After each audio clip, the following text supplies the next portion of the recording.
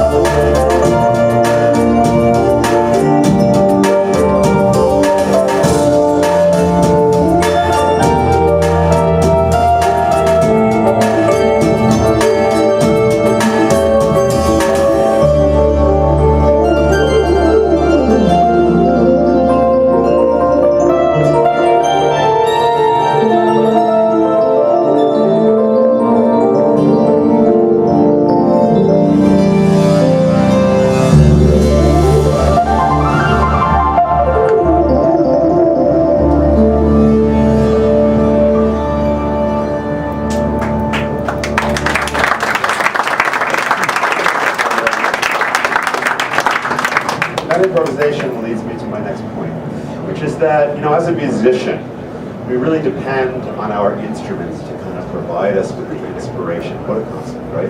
So when I look for an instrument, you know, the first thing I do is I put my hands on it and I think, what am I feeling? What's this all about? What's it going to give me? Now, yeah, we have the antennas, we try to pick up ideas, and that's all very cool. But the other thing is, you know, like even on my Steinway piano at home, I remember searching for a piano. This piano, I tried that, I went here, I went there, I spent like a couple of years looking for a piano. When I finally found the piano of choice, I think my hands were halfway down the keys. And I already felt that this is and that's the piano I chose. It just gave me this feeling, this sonic feedback.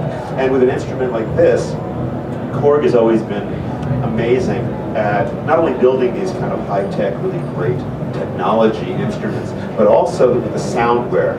That's a big deal. Like, what kind of sounds are inside the instrument? How do you bring all the technology together to create a cohesive instrument and make something that just sounds really good and feels like an instrument? Not a whole pile of hard drives and a computer and a bunch of, you know, discs with a million pieces of software. That's all great. I love software. I've got tons of it. But I also want to have a real instrument. I want to take an instrument on the road with me that I can kind of hug and, you know, put my heart and my soul and my brain behind and feel like that's my instrument. And so I really feel like this is the next, you know, instrument for me. It gives me that, feeling, wow, I love this thing. I look forward to the day when I can play it. So yeah, so I'm improvising, and again, it's all about really feeling what the sound is and letting it feed my musical soul and stuff. So I'll play a few more things for you. This is a fun one. I don't usually play dance oriented touch of things. This is a little bit kind of like that, but it's got a spacey element which I can relate to. This is another combination. These combinations use all the different kinds of synthesis, or can use all the different kinds of synthesis, harmony, drum tracks, arpeggiation, and a lot of things can happen in a batch.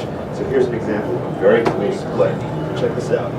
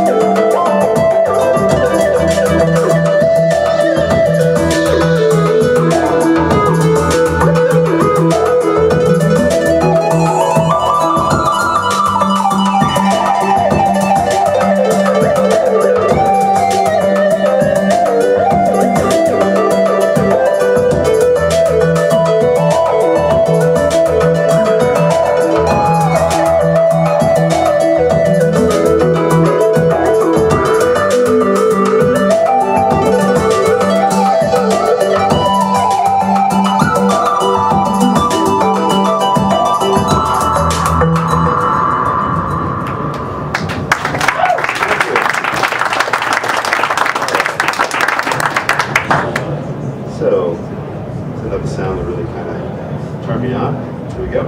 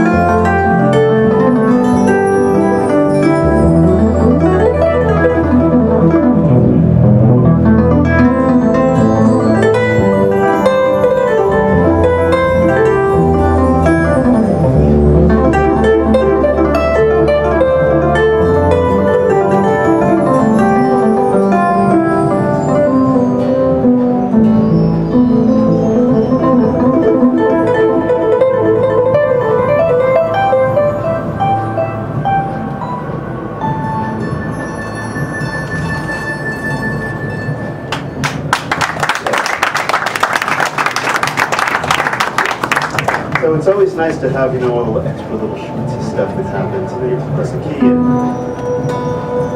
all these other things. Making music on a keyboard has changed a lot, the days of just playing a note, having a single event.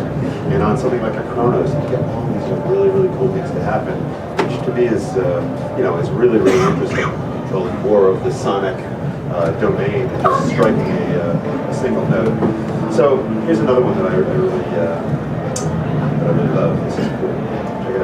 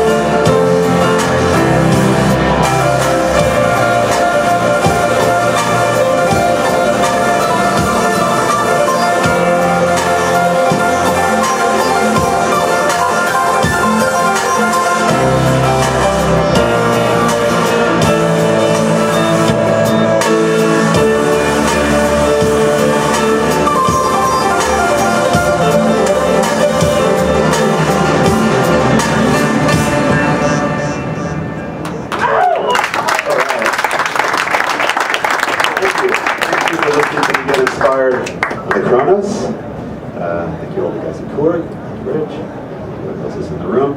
And yeah, stick around, ask some questions. There's a lot of staff around. If you have things that you'd like to know about this amazing musical instrument, probably pretty safely say that in the tour you'll probably, hopefully, see me with one of these in front of me. And see you. Oh, yeah.